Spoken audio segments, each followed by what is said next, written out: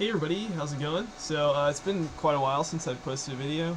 I've been just doing a lot of work, I guess, a lot of learning, I guess, trying to learn Rust. So in the course of that, I've made a bunch of tweaks to my Emacs Rust setup.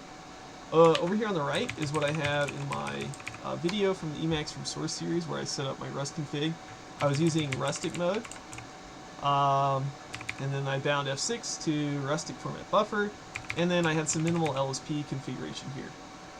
So after writing more Rust, I rewrote one of my research programs in Rust this past week, and I've done a little bit more stuff with QCrab offline. so I've written quite a bit of Rust now. I think the project I rewrote for work is like nearing 2,000 lines, so fairly substantial. And my preferences have changed as far as my Rust setup.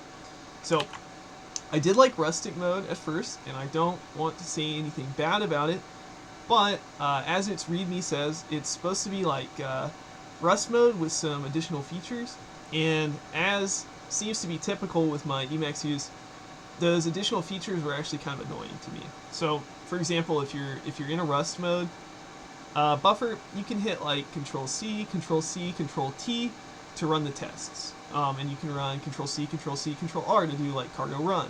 So that's cargo run, the T is cargo test, stuff like that. So that's really handy. The thing I did not like about that is that I think it runs it with the directory, it runs it in the like root directory of the project, which is different from like compile. So I'll just jump to my Rust buffer for a second.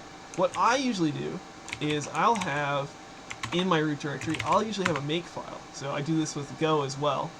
And so then when I'm in my Rust, I'll do something like Emacs compile, and you'll see this command down here. In the case of Go, everything is in the root directory, so I can just run like make and then the recipe's name. In this case, I have to do like make-f and then point to the file in the directory above, since I'm obviously in the source directory in Rust. But I like using this compile command thing because I have F5 bound to recompile. Now, that doesn't really mesh well with the way that rustic mode does things. So I found that annoying. I prefer just having my own makefile set up with the different recipes, because I also found it to be annoying. I found that if you ran rustic commands, you could give them a prefix argument to take additional flags. So for example, let me actually go back to that makefile. So let's say I want to run a test with this include ignored thing, or I want to add like test threads 1 and no capture, because some of my tests like make a directory, which is probably not best practice, but they do, so I just run them all single threaded, so that each one gets a clean directory set up. So to do that, I have to hit like Control-U, Control-C, Control-C, Control-T, which is like a lot of bindings, and then I think I have to like tell it those additional flags, not each time probably, but maybe each startup, something like that. Anyway, it was a long key binding, and it got me out of my normal workflow of just hitting F5 to rerun stuff. So with that, and there was something else that I found mildly annoying about rustic mode, but I can't remember what it was. Anyway, I'm probably not the target audience for rustic mode, and I've moved back to Rust mode.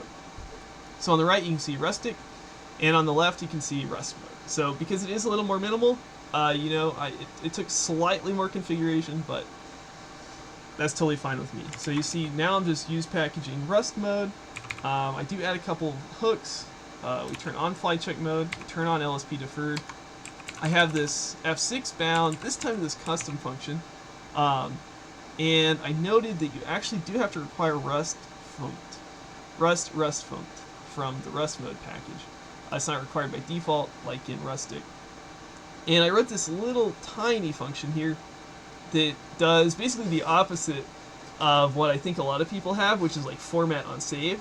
What I do is actually save on format. So I bind rust funct to F6, And then I found myself doing that. I would always do like F6:W. So format, and then I would save.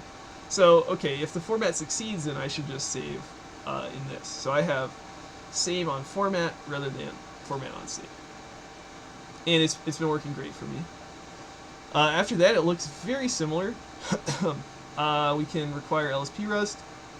And then I also added this, which I think is just, probably you always want to add this if you actually use a crate that has procedural macros in it. I was getting these like really annoying complaints every time I had a procedural macro, which comes up for me when I'm using the in algebra crate, because I think they use procedural macros for like their vector type, for easily creating their vector types. So you're probably going to want to enable procedural macro expansion, or whatever this is actually. Is that what?